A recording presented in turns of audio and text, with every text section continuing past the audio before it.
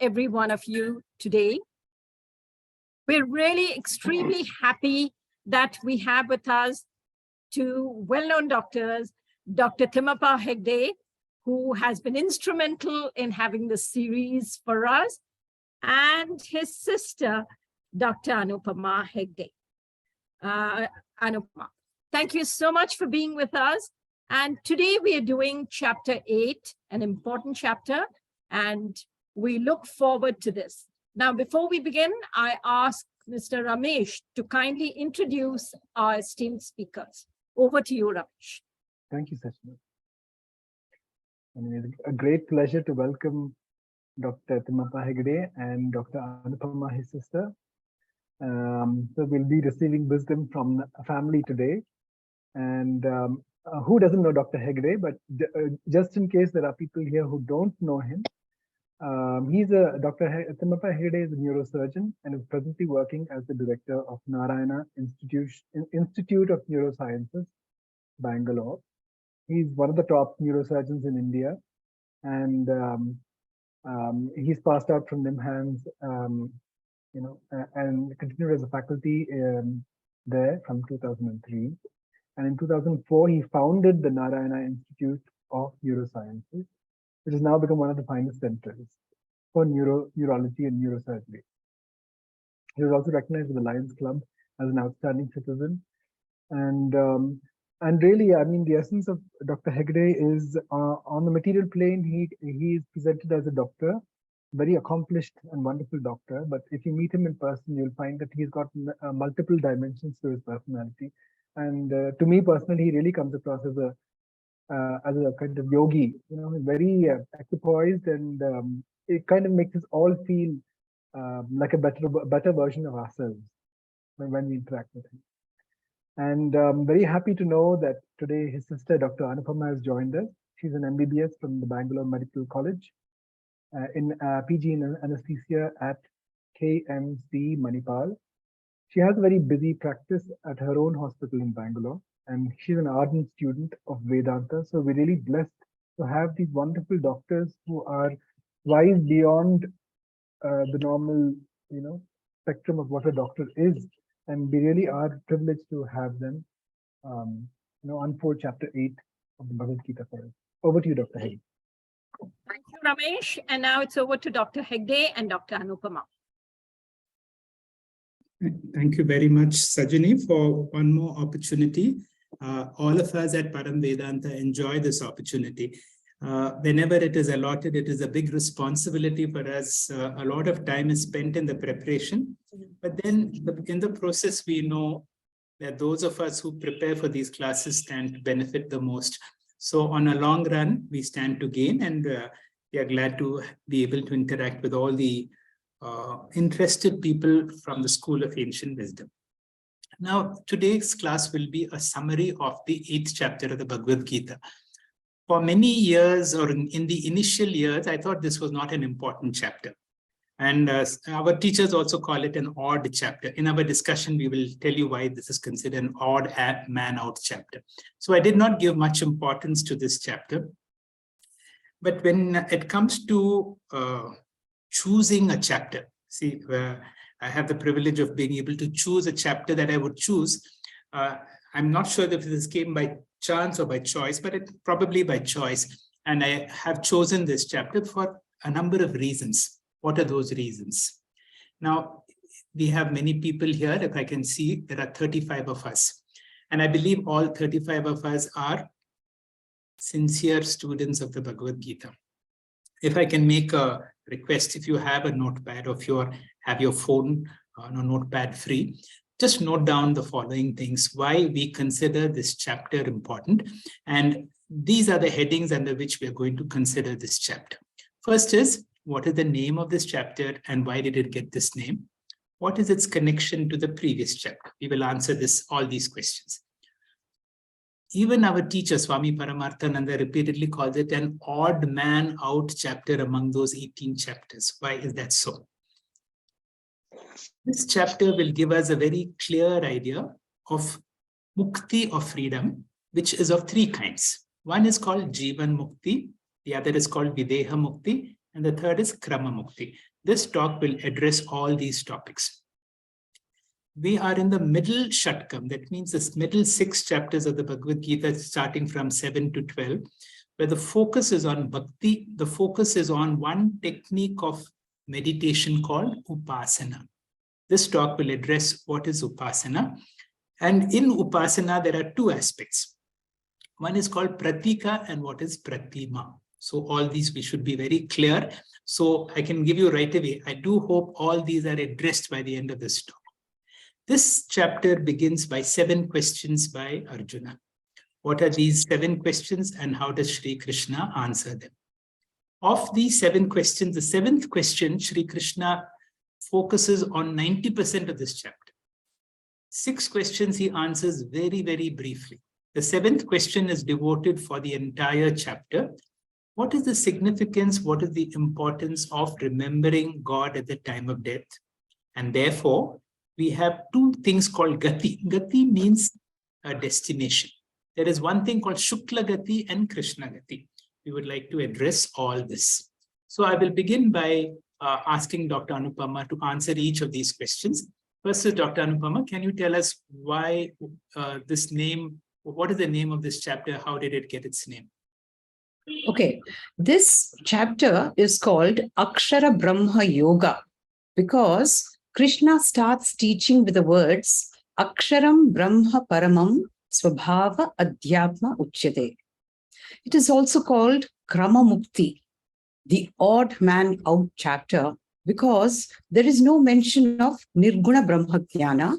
Also, there is no mention of Jivan Mukti, which is the central theme of the Bhagavad Gita. Chapter 8 is also called Taraka Brahma Yoga, because although Nirguna Brahma seems to be circumvented here, we come to understand that Brahma Jnana is like a Taraka, a boatman, because it alone helps cross the ocean of samsara. Thank you very much, Dr. Anupama. I will, normally we begin our classes by an adoration and offering of a respects for our Guru. Both of us forgot. And let us begin. Sadashiva Samarambam Shankaracharya Madhyamam Asmadacharya Paryantam Vande Guru Parampara. What is the meaning of the word Taraka?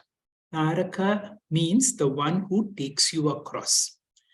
There is one very powerful mantra called the Taraka mantra. And the Taraka mantra is Shri Ram, Jai Ram, Jai Jai Ram. So powerful that it can help us to go across this samsara. Taraka is also like the boatman, and the boatman is our Guru. And when I heard the word Taraka, it reminded of our Guru. So this chapter is called Akshara Brahma Yoga, because as you will see later on when Arjuna asks many questions, Kim Tad Brahma was his first question. And Shri Krishna answers, Aksharam Brahma Paramam. And because of Shri Krishna's answer, so this chapter got its name, Akshara Brahma Paramam. Why is it an odd chapter? All the chapters of the Bhagavad Gita focus on getting mukti here and now. This is one chapter which gives us a different form of mukti called Krama Mukti.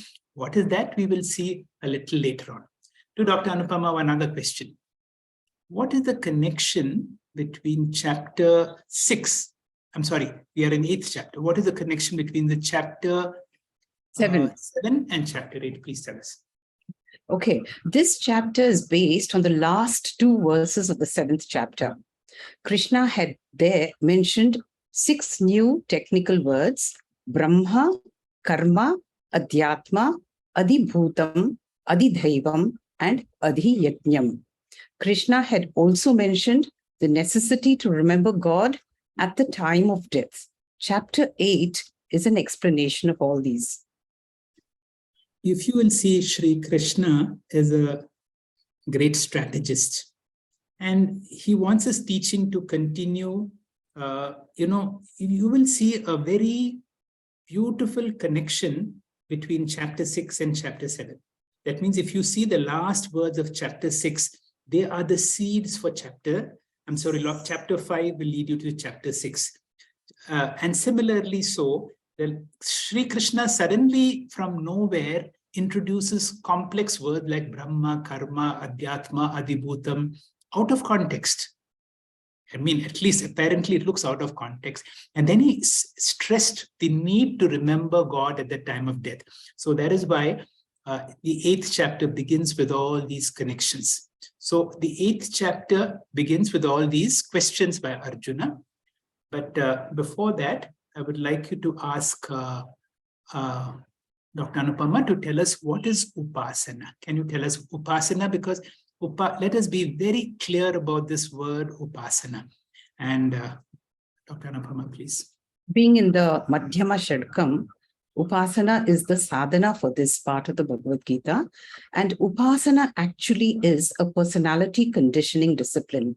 In this context, Upasana is a sadhana which is described as here, Saguna Brahma Vishaya Manasa Vyapara, meaning mental activity associated with God.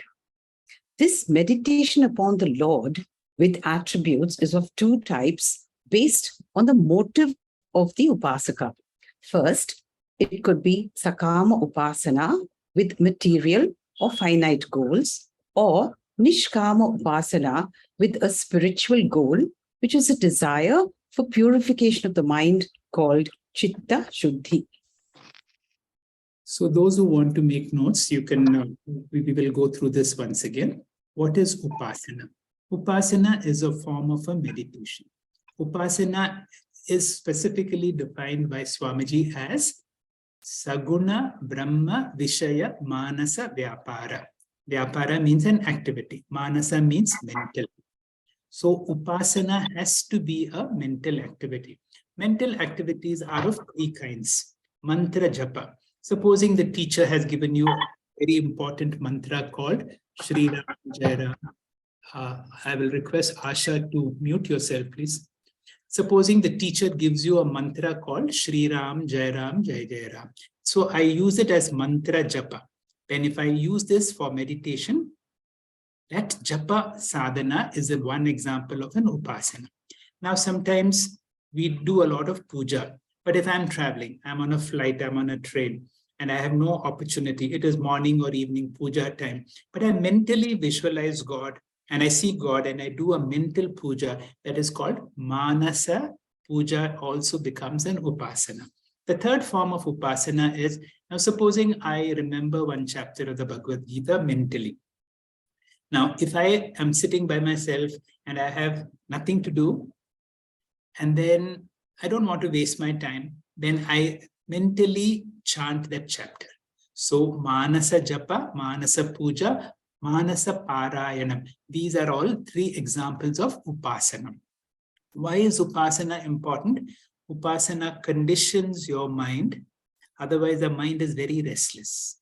Our mind tends to wander. Even as you're sitting, you can be distracted. But a spiritual aspirant wants to attain something very high.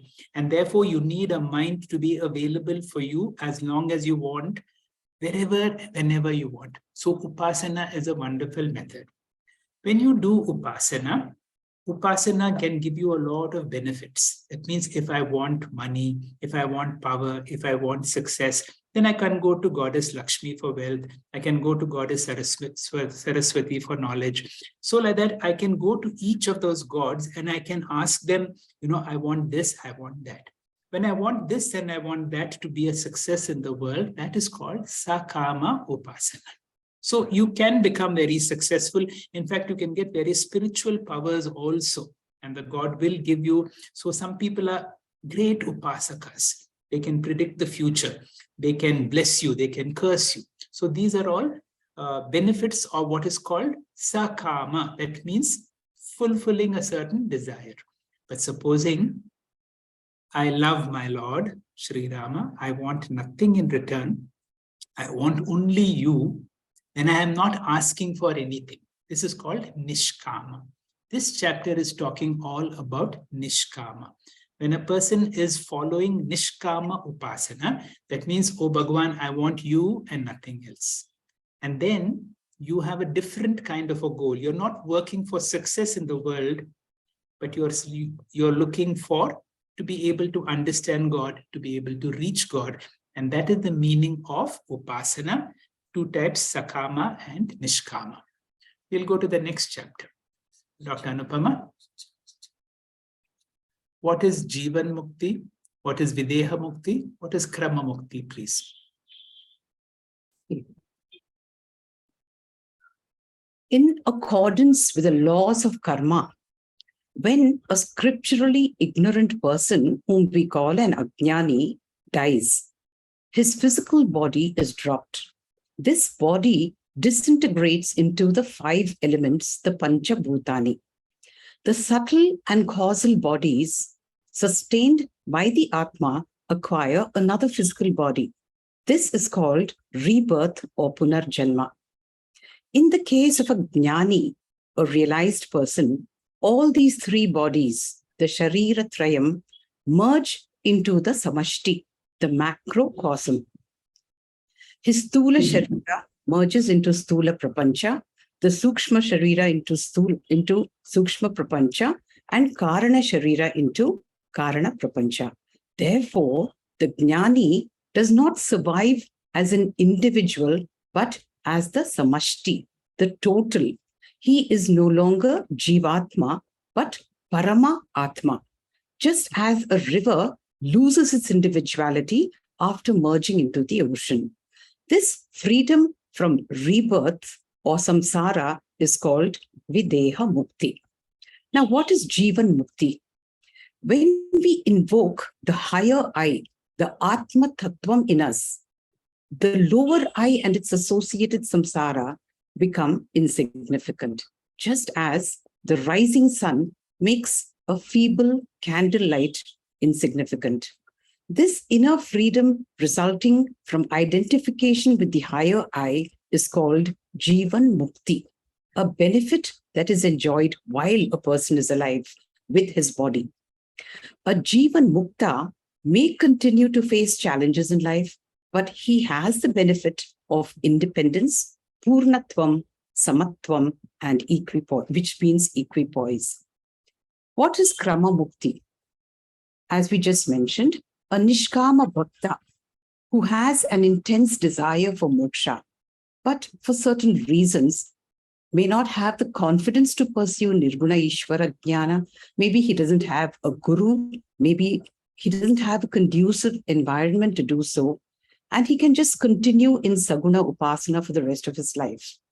At the time of death, he effortlessly remembers that thing which he valued the most in life, his Saguna Ishvara. As a result of this, he goes to Brahmaloka through Shukla Marga, which we will be talking about later, and gets the liberating jnana here from Brahmaji himself. This is called Krama Mukti. Thank you very much. That was a very clear explanation. So when we are studying this 8th chapter of the Bhagavad-Gita, we have to understand these terms very clearly. What is this Jivan Mukti? What is Videha Mukti? What is Krama Mukti? Remember, what happens after death? Scientifically, we cannot know. There is no way a person can find out what has happened after death.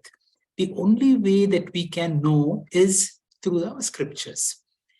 Now, the scriptures will say something.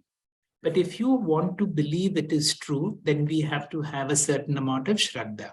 Shraddha means what my scriptures say is gospel truth. Now, a student of Vedanta needs to have that level of the gospel truth. And as per the scriptures, this is what they say. Ordinarily, if a person lives a normal life, does not pray to God, does not have any special religious inclination, he does good deeds, he does bad deeds, whatever. Then based upon his good deeds of punya or papa, then what happens? He develops certain punya or papa. These are all recorded in the subtle body. The gross body drops. Now the subtle body carries on from one body to another body. And then depending on these factors, there is what is called punarjanma. The cycle of birth keeps going on and on. Now, sometimes when we realize that I have had enough of this merry-go-round, I want to get out of it, then you come to a teacher, and the teacher helps you through the scriptures to understand what is this Jivan Mukti and what is called a Videha Mukti. Now, what happens to a person with scriptural knowledge? Once a person has scriptural knowledge, he understands that he is no longer this body. I am not this body. Then what I am? I am Atma. I am Atma Brahma. These are called Mahavakyas. And if his understanding of this body, this identification is so clear, this jnanam is so powerful to destroy all the past punya and past karma. That means my SIM card is now burnt. I don't have any opportunity. Once this body drops, the body goes into its various elements. Then such a person becomes part of Paramatma, just like a river merges with the ocean. And this is the intention of all the scriptures, that we become Jivan Muktas and we become Videha Mukti. The word Videha, Deha means body. Videha means what happens when a person does not have a body. When Videha is also referred to King Janaka, Vaidehi. So that's how that name came for King Janaka, Videha, the one who is free from the body. Now, this is the story of a Jivan Mukta, and all the chapters of the Vedanta, that means all our Upanishads and all the other chapters, work for Jivan Mukti. That means we have to become realized in this life itself. Now that we have got this opportunity, Manushutvam, Mumukshutvam, Mahapurusha. Viveka Chudamani said there are three things that are very difficult to get. We have got a human birth with a free will. We have the opportunity to come across great teachers and scriptures. And then there is this desire that I would like to get Paramapurusha. Now, for some reason, now we will discuss, this chapter is called the Krama Mukti chapter. For some reason, a person does not becomes Jivan Mukti. Now, let us be true. Jivan Mukti or enlightenment in this life, although it is really possible, we know Jivan Muktas are not very common. They are rare. Although we call this an odd man out chapter, this chapter is relevant for all of us. For all of us, Krama Mukti is very, very relevant, because we do not know our chance of becoming a Jivan Mukta. Let us hope that we become Jivan Muktas, but supposing for some reason I don't get freedom while I am alive, then what do? I continue to become a Nishkama Upasaka. That means if I love Anjaneya or Devi or Sri Rama or Sri Krishna or Lord Shiva. Now, I want you to visualize your Ishta Devata and say, oh Bhagwan, I do not know about this Jivan Mukti, Krama Mukti business, but I only know that there is a you who will help me, who's going to be my Taraka, who will help me to get across this whole cycle of birth. I trust you completely. It is your business. I'm going to be like a small child, like, the baby monkey that clings onto the mother monkey. I'm going to cling on to you like a child to the mother. You do what you want, but I'm going to be with you. It is your business. Now, when you have this kind of mental idea, then what do? You think of your Lord when you wake up. You think of your Lord when you're having your bath. You think of your Lord each time you have your food. You think of the Lord all the time. Sri Krishna here later on will say, your last thought determines your next birth, or whether you're going to get Krama Mukti. Therefore, think of God all the time. That is what Krama Mukti is all about. Later on, we will field questions, but Krama Mukti is the whole point of this chapter. Dr. Anupama, I want you to explain. As part of Upasana, we have something called Pratika and Pratima. What is this Pratika and Pratima? Okay, the scriptures give us concrete forms to symbolize the formless Ishvara, to facilitate bhakti, so that it is possible to visualize the Lord in any convenient form. These symbols are of two types. One is called the Pratima Alambanam and the other is Pratika. The Pratima is a symbol where the Lord is personified.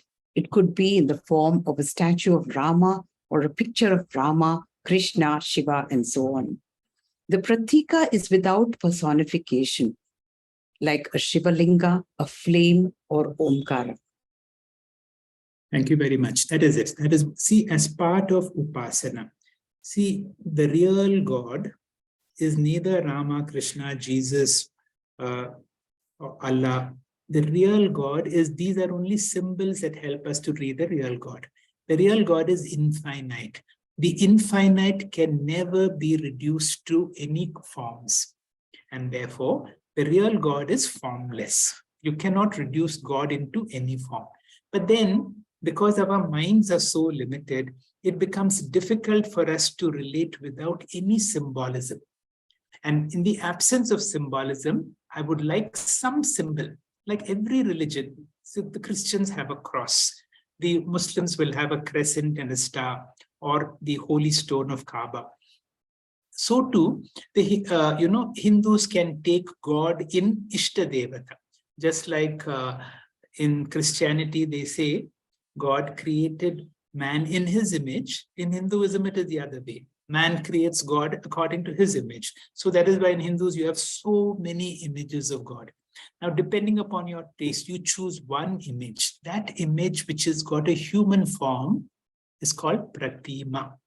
But supposing you are a little more evolved, then you can do with a cross or a crescent, or you can do with a Shivalinga, or you can use any one of these symbolism.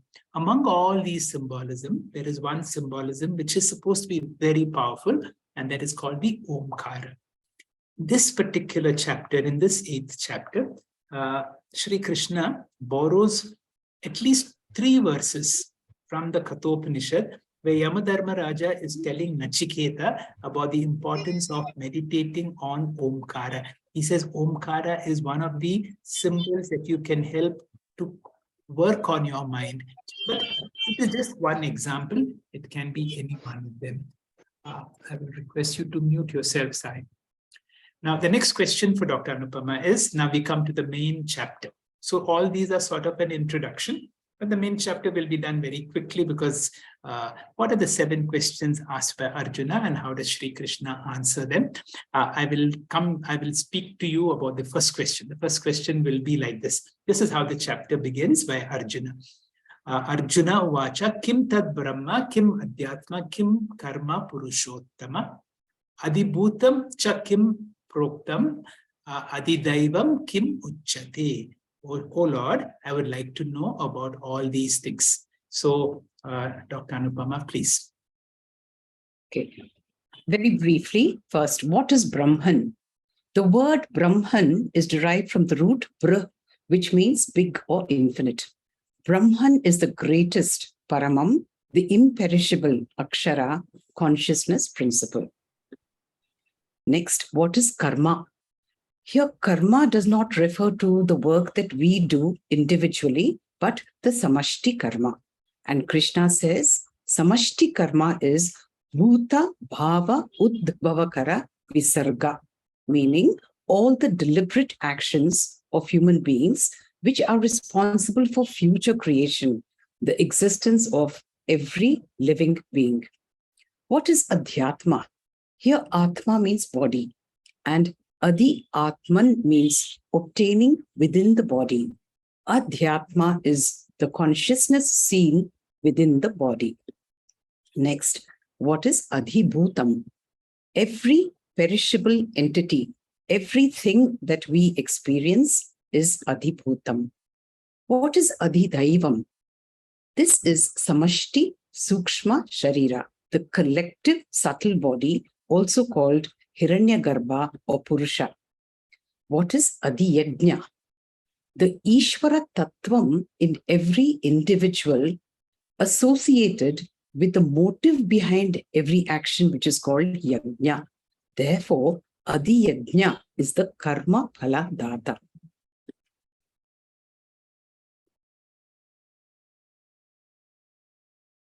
Again, thank you very much, Dr. Anupama. So I'll, I will go a little more elaborate, but I can't go too elaborate because Sri Krishna has also not elaborated on all these terms. These technical terms are very, very important. Now, if you have to understand these technical terms, just before you go in, when a person goes into a medical school, you spend a long time in anatomy, physiology, biochemistry. So too, if you're going into Vedanta, we need to spend the first few years in a basic text called Tattva Bodha. In Tattva Bodha, all these terms are properly described and discussed. And these are the foundational stones of Vedanta. Now, these are also there in our text, but our text, like the Gita, will not elaborate on all of that. That is why our teacher takes us to the foundational works called Tattva Bodha. Now, going through this question, Kim Tad Brahma, Kim Adhyatma, Purushottama. All right, later on with the word Madhusudana comes. I will, Madhusudana. Sudana means Madhu, here, literally Madhu means that there's a certain demon called Madhu, and Sri Krishna has killed. Sudana is one who kills. So that is how Sri Krishna got his name, Madhusudana. But there is a certain significance for why that name came. Even this name, Purushottama, is a very beautiful name. I can get lost in all this because there's an entire chapter. When you come to the 15th chapter, which is titled Purushottama, I will explain. Meanwhile, I will quickly touch on what Dr. Anupama said. What is Brahman? Now, the Vedantic version of God is Brahman. Brahman means that which has no limits. So it is infinite. But that which is existent, it is there. That is why it is called Sat. Brahman is of the nature of consciousness, Chit. So Brahman is Sat, Chit, Ananda or Ananta. But this is Sri Krishna's answer. Sri Krishna says, Brahman is the greatest, Paramam, Aksharam. Aksharam means imperishable. So Sri Krishna has also given a brief answer, so we'll also stick to the brief answer. Then the next question Arjuna asks and what Sri Krishna answers is, what is karma? The word karma in a Sanskrit dictionary has so many meanings. The most common meaning would be action. There is another meaning here. It is called the law of karma. That means whenever I do any action, I have to be very careful because it can generate a punya or a papa. And each of these, I have to come back again to reap the benefit or the problem that I have created because of my action. Now, the word karma, now how do we get all these answers? All these answers come from Adi Shankara's Bhashya. Adi Shankara has elaborated so much on all these words. That is how we are able to understand what is the specific meaning of the word karma. Bhuta Bhava Udbhava Kara Visarga. That means this whole creation is there. Now, there are some parts of the world which are terrible places to live in. We know that. There are some parts of the world which are wonderful places to live in. So we have a world where there are some places which are so heavenly, some places which can be terrible. So that part of the world that we live in, that means for me, the world is the place around me. Now, this world around me is also part of my karma. The karma, there is an individual karma which is responsible for my body and for my punya and papa. The world that I experience is also part of my punya and papa, and that is called samashti punya papa. That is the meaning of the word karma. Karma does not refer to individual karma, but the total. We come to the next question, and the next question is, what is Adhyatma? Now, Brahman is everywhere. Brahman must be there in my body also. That Brahman that is in relation to the individual body, like there is space all over and there is space within this room. Is there any difference between the space in this room and the total space? Absolutely no. That Satchit Ananda, which is infinite, is the same as the Satchit Ananda or the space within my room. So too, that space that I relate to as myself, that Atma within me or related to me in proximate with me. Adi means nearby. Adhyatma, the Atma that I relate to, that same entity That Satchitananda, which was of the total, and Satchitananda of the individual, is called Adhyatma. What is Adibhutam? And Sri Krishna says, this creation, this perishable universe that you can experience. So I see this world around me, and this world is constantly undergoing a constant degeneration, just like our body is going through. So that is Adibhutam, which is made up of all those 5 elements. And what is the next question? This is a very difficult one to answer. What is Adi Daivam? Daivam means divine. Adi Daivam means the principal God of all gods. Now, if you say that when Vishnu created this universe, he first created the creator, Brahmaji. All right. And then left Lord Brahma to create the whole universe. And Brahmaji has to create a lot of gods in charge of different departments, like the god of death is one of the gods, sun is another god. So too, these are also called the Devas. Now, normally when we say God, it refers to Parabrahma, Paramatma, but in Hindus, when we say God, it means Devas. So Lord Brahma is this Adi Daivam, the principal God who's in charge of all the, these are all like ministers, and Adi Daivam is like the prime minister. It is Lord Brahmaji. Now, how did we get all this complex? When Arjuna asks, what is Adi Daivam? You know what Krishna says? He says, Purusha. He just uses the word Purusha, and we are stuck with that word Purusha. Purusha, we will think is, I am a Purusha, I am a man. That is not the meaning of Purusha here.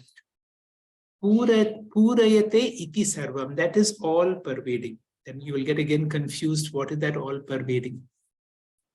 Now, based upon the context, Adi Shankara says the Purusha here should be interpreted as Hiranyagarbha. Hiranyagarbha means the firstborn. The firstborn is Lord Brahma. Lord Brahma is also considered as Samashti Sukshma Sharira. Now let me explain. All of us have a gross body, we agree.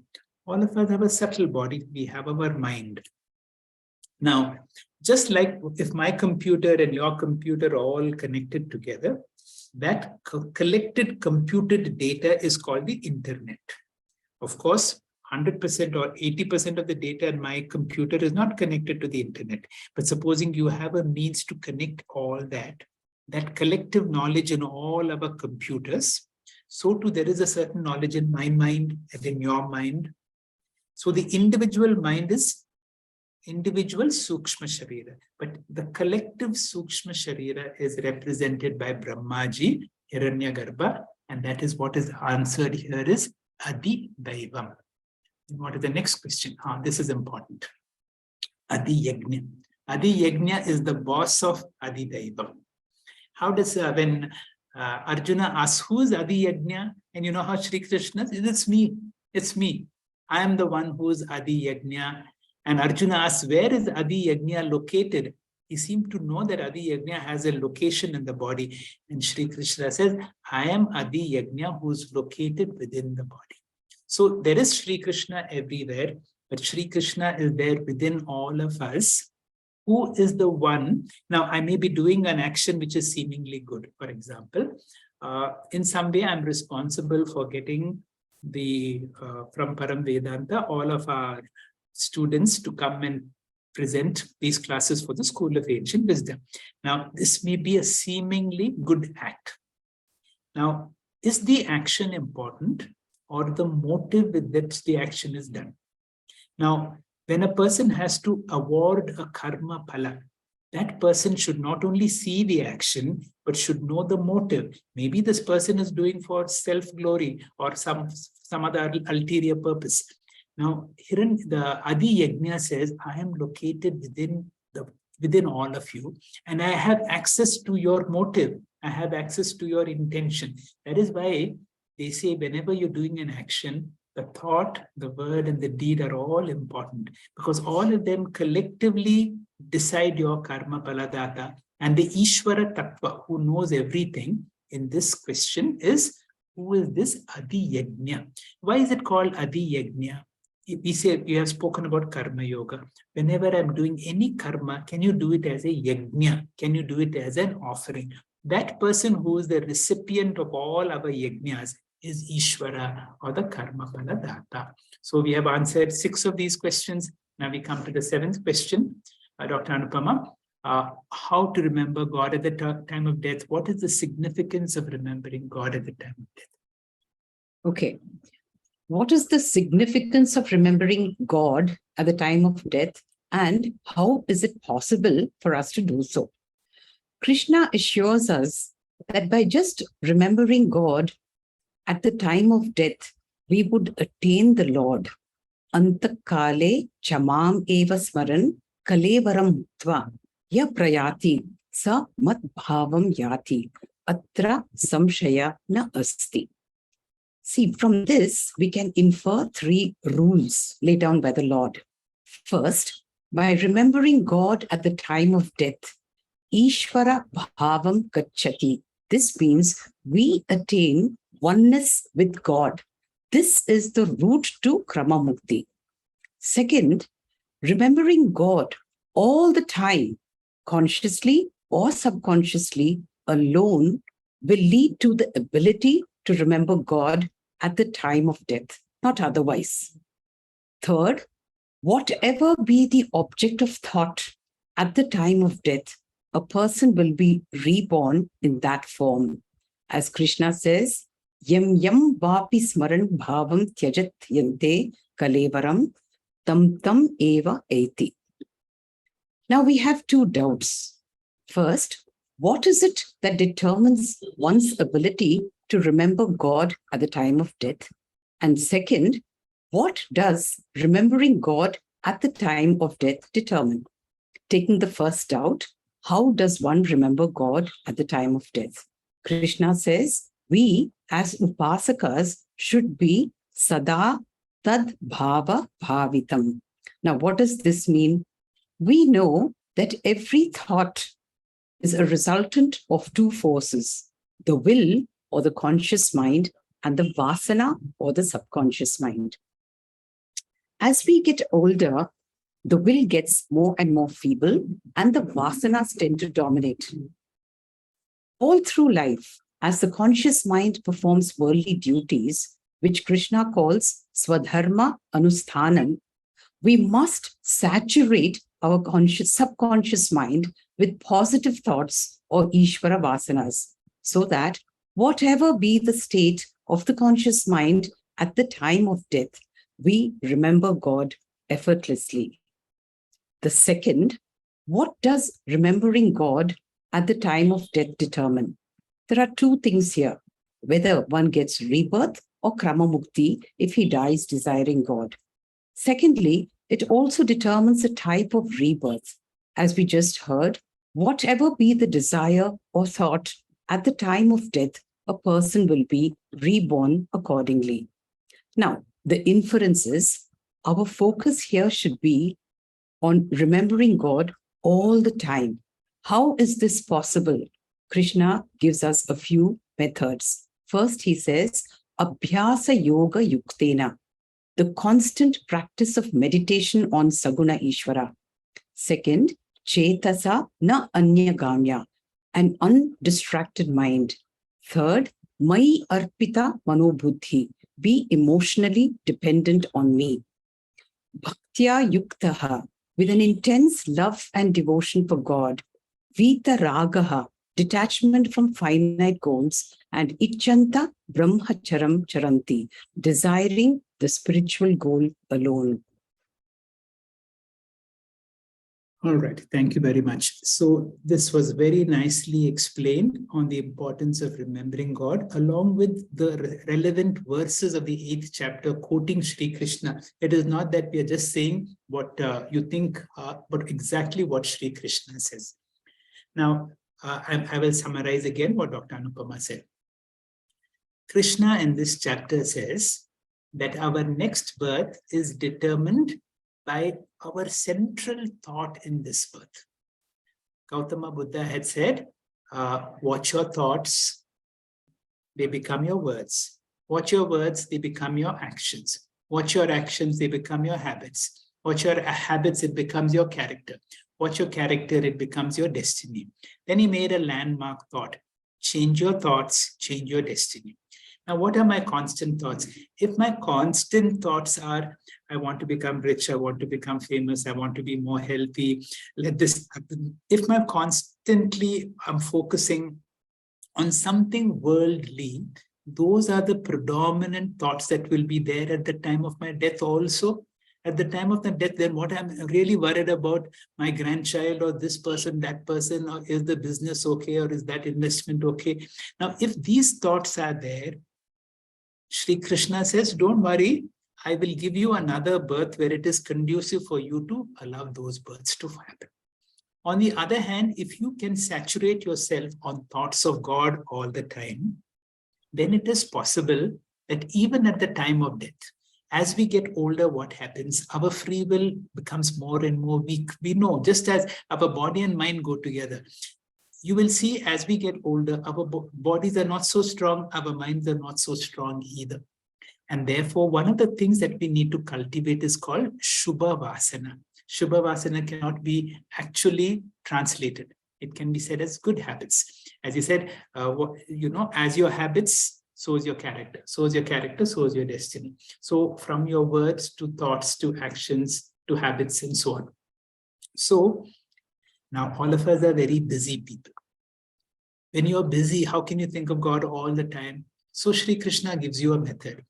Now, can you, just like a musician, he has got a very complex, a raga to be sung, but then he will always have his shruti and at the background. When a surgeon is operating, all the time, his attention is on the heartbeat of the patient. You are doing an important activity. You have a brief to perform, but one part of your mind is listening to the heartbeat. And the moment there is an extra beat or a change, suddenly you will see the surgeon becomes alert and will look at the anesthetist and they will look at each other and ask each other, can I proceed? So too, what is the shruti of my life? The presence of the Lord should be the shruti in my thought, word, and deed. When I have to relinquish my body, I do not know. But this chapter says, if you trust the Lord and if you keep God in your mind, it is his business to take care of what happens after death. So therefore, I will speak about what is called this Shukla Gati and Krishna Gati. Normally, we will think Krishna Gati is a nice thing because we are all talking about Krishna. Krishna here means the dark path. The word Krishna means dark. So let Krishna Gati not be our guide. Shukla means white. Let us look for the white path. Now look at this illustration. Now, this is what we have a choice. That means, am I working towards Shukla Gati or Krishna Gati? Just like when we are going on a long distance, we buy not only an onward ticket, we buy a return ticket also. That means when I am leaving this body, do I want to buy a return ticket or I don't want to buy a return ticket? If I buy a return ticket, that means if I am going by that Krishna Gati, then I'm buying a return ticket and I come back to this world. What is that? Punarapi Janana Punarapi. Not that I buy the ticket. My karma and my life will buy a ticket for me. And then without choice, I come back. On the other hand, if I am a Nishkama Saguna Ishvara Upasaka, that means I have not gone through all the scriptural studies. I am not a Jivan Mukta. I do not know all that stuff of Vedanta. I do not know Upanishads. I don't know Brahma Sutra. I know none of those things. I know only Sri Rama, Hanuman, who's my Ishta Devata. I only know this Lord and I'm thinking of the Lord all the time. Then it is his business, my Ishta Devata, to put me on the Shukla Gati, a path of no return. What is this path of no return? There are, in our scriptures, they say there are many lokas. There are many forms of upper lokas or heavens. But the seventh heaven, you've heard of the seventh heaven? The seventh heaven is none other than the Brahma Loka. Once you go to the Brahma Loka, that is where you get Krama Mukti. There, we cannot avoid our Vedanta. There too, Brahmaji becomes the teacher There, hopefully, I will have a much better mind, a better physical body to listen to all these Shastras, which tell you, you are essentially divine. And once you understand that, then you get mukti in Brahma Loka, and there is no more return. You become one with the Lord. Now, supposing what happens, neither of these happens. I don't get Jivan Mukti, I don't get Krama Mukti. Somehow I missed my bus because I was too much focusing on my work or other things. This has been discussed earlier in the 6th chapter of the Bhagavad Gita. What if you miss your bus? That means you have made your efforts, but moksha, either Krama Mukti or Jivan Mukti, you have missed. Shri Krishna says, don't worry. You have done a lot of sadhanas in this life. I will put you in the next life in a family which is very conducive for you for spiritual knowledge. You will get a teacher, you will get a good environment, and moksha is my job. So even if you have done this. So in conclusion, okay, our next chapter is going to be the 9th chapter of the Bhagavad Gita. And in the 9th chapter, we will have 2 speakers. I think it's Dr. Rekha and Nita, who will be speaking about the 9th chapter. And there is one verse where Shri Krishna gives a promise. Name bhakta pranashyati. My devotee will never perish. If you trust me. Here, Shri Krishna does not mean Shri Krishna only. It could be Lord Shiva, it could be Anjaneya, it could be Shri Rama, it could be Devi. But if you trust the Lord, your Lord will take care of you. We will conclude this discussion with one, because the time of death is unpredictable. There is a nice poem. Dr. Anupama, please. Since the time of death is as unpredictable as the course of our life, there is a little prayer here sung by a Nishkama Saguna Ishvara Bhakta. I'll just read it for you. Ati Bhishana Katu Bhashana Yama Kinkara Patali Kritap Tandava Paripidana Maranagama Samaye Umayasaha Mama Chetasi Yamashasana Nivasan Shivashankara, Shivashankara, Harame Duritam. This means at the time of death, O Shiva, all the Yama Kinkaras and Yama Dutas will approach me, Ati Bhishana Katu Bhashana, threatening me and criticizing me for wasting my life. Yama Kinkara Patali, Krita Thandava, Paripidana, Maranagata Samaye, making unruly noises when I'm so frightened and weak on my deathbed. There is nothing much that I can do at such a time. Therefore, in advance, right now, I'm booking you. And what should you do, Lord?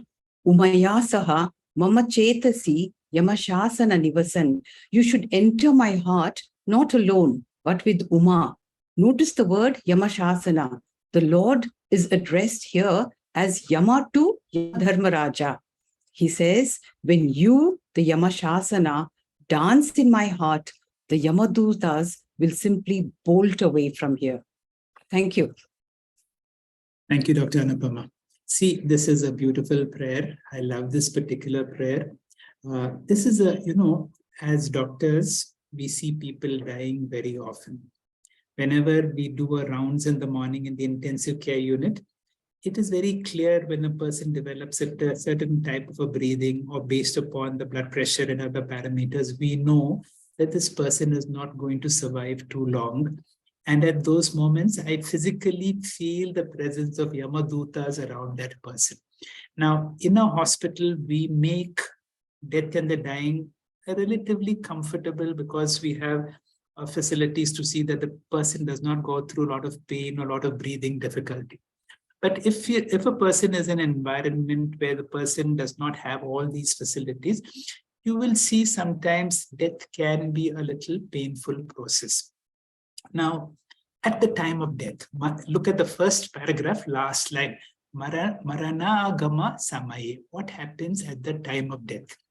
Now, once the notice has come that you have very little time to live, Yama sends his dutas. And if you see these dutas, these are Yamadutas are very rough people. They don't have any gentleness. They are very crude and they are noisy and they are very rude. They are very rough. They keep you pulling in all directions. They don't have that kind of sensitivity. And the poet uses very nice words. Ati bhishana kalu bhashana yamakinkara patale. All these people are tormenting me all around at the time of my death. Now, when such a thing is happening, what can you do? Now, because I have Lord Shiva or anybody, now any god is the Lord of Yama Dharmaraja. It is like if some government official or a policeman is troubling you, then you know internally, I know the big police boss, so that I can approach that boss and see that he will not trouble me. So too, this is what is called Yamashasana.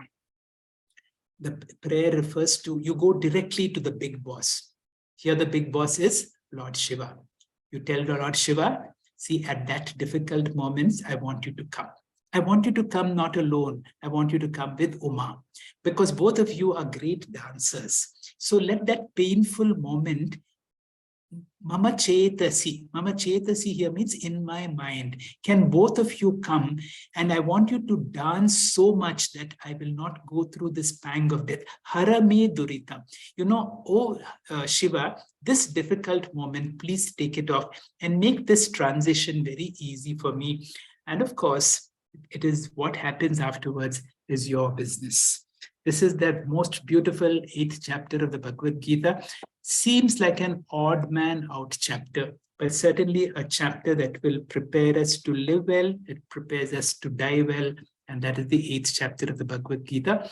Open for discussions. Thank you very much. Thank you so much, Dr. Anupama and Dr. Thimappa Hegde. It was wonderful, extremely well explained to us. It was really a wonderful summary. Thanks so much. And now we open it up for questions.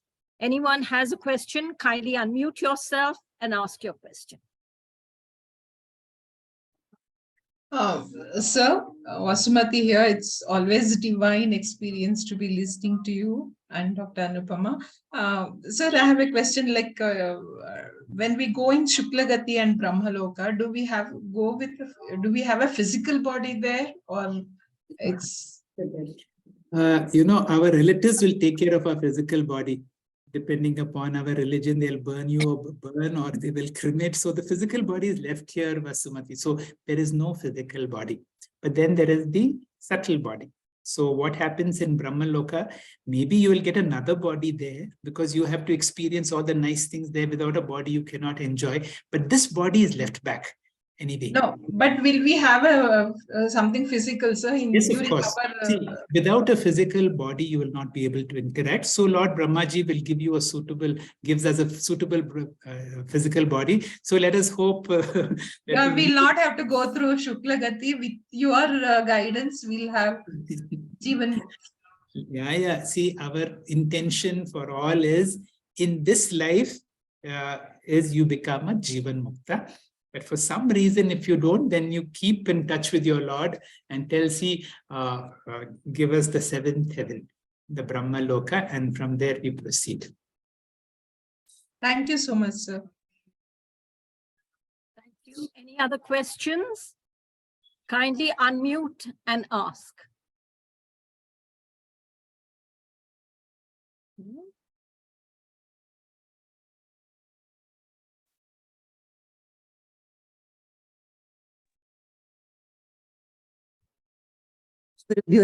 Sir, Krama Mukti, a path led by both Shuklagati and Krishna Gati. Both the paths are for return, right? No, Doctor, no, Sukanya. See, Shuklagati is the point of no return. So the white path is the point of no return, because once you go to Brahma Loka, that means your Ishta Devata's business is to put you up to Brahma Loka. Once you go to Brahma Loka, then automatically there is a point of no return. You have access to spiritual knowledge through Lord Brahmaji himself. This is what exactly our scriptures say.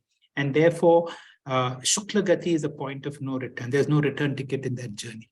But the Krishna Gati is the point of return. Thank you, sir.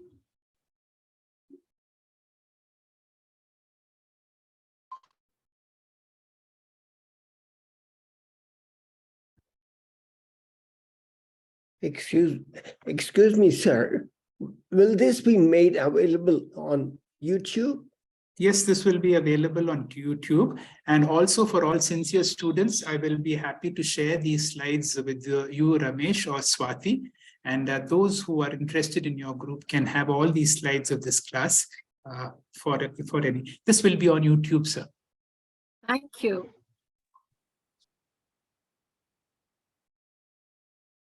Somebody is asking what is the YouTube link, but those who are from the School of Ancient Wisdom will get the YouTube link.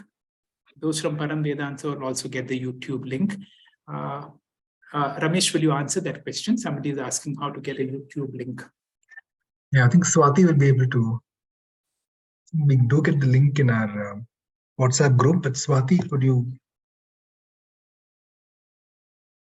She's the one who's handling that part. It's on School of Ancient Wisdom, YouTube. We can send it. Oh, if you just type in the School of Ancient Wisdom on YouTube. Yes, it comes. However, Swati will send the exact link. So that would be right. Okay. I'm not a member of the WhatsApp group. I was, but it has been removed. But I'm on a Telegram group. You could go on YouTube and type in the School of Ancient Wisdom. You'll probably get the list there. Kindly give us your name and address, a name and phone number, and we'll add you on to the group. Thank you so much. Thank you. Right. Any other questions? Good evening. Will the slides be available for the Param Vedantha group that we have on Telegram also?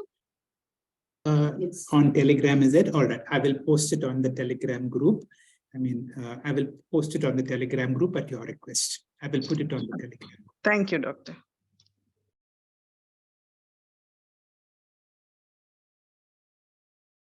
All right. Any other questions? Yeah, I have a question, Sajani. Go ahead, Ramesh. Right. Dr. Hegde, you were speaking about Upasana, where we can have Sakama Upasana or Nishkama Upasana. And Sakama is a form of your Ishtadeva, some form, and Nishkama is formless. I've got that understanding correct. Let me clarify. See, both Sakama and Nishkama Upasana is for God with form. All right? For both are for God with form. Sakama means along with kama, with desire. I want knowledge, I want wisdom, I want power. That is called Sakama. Nishkama, I don't want any of these things, Lord. I only want you. I want you and nothing else. That is called Nishkama. Supposing a person comes to the Lord with no specific desire in his heart, he is a Nishkama Upasaka of a Saguna Ishvara. Saguna, that means one with gunas, one with form. The Nirguna is difficult. This particular chapter is not talking about Nirguna at all. All the other chapters, now you go to the 9th chapter next, it will all be about Nirguna. So it will be difficult. But Saguna is the Lord that you love. Now, that's a question that, sometimes I ask of myself, because I'm so fond of different forms of the Lord. I'm fond of Lord Ram, Anjaneya Swami, and Krishna. I've been chanting around for a while. And so, and Devi, at times when I seek to interact with the Divine Mother aspect. So how do I know what is my Ishtadeva? How best can I identify that? All right. See, no problem at all. See, ultimately, it's like it'll ultimately go to that formless God. And being, as Hindus, we have multiple forms. And sometimes in our temples, we'll have so many gods sitting, and you feel that if you have not addressed that particular God, will he get angry or she'll get angry? Not really. This is all being childish. But then our hearts are still childish. So it is okay. You relate to any form of God. That is fine. As per your Ishta at that moment, as per the access at that moment. But after some time, if you have to keep meditating, but it is better to keep one form that you will keep the time always. So let it happen. Let it happen to you. Thank you, Hegde. Sir, isn't it in chapter 7, Krishna says that whoever you worship, doesn't matter, whichever devta, whichever, it all comes to me ultimately. And I allowed my my devotee to, think that his devta is the highest. And we can, if we go deeper into Ganesha, they have Parabrahma in there also. If we go to Shiva Purana, they'll show that Shiva is the Parabrahma. So they finally come to the, right, sir? You can add Buddha, you can add Jesus, you can add any other god also.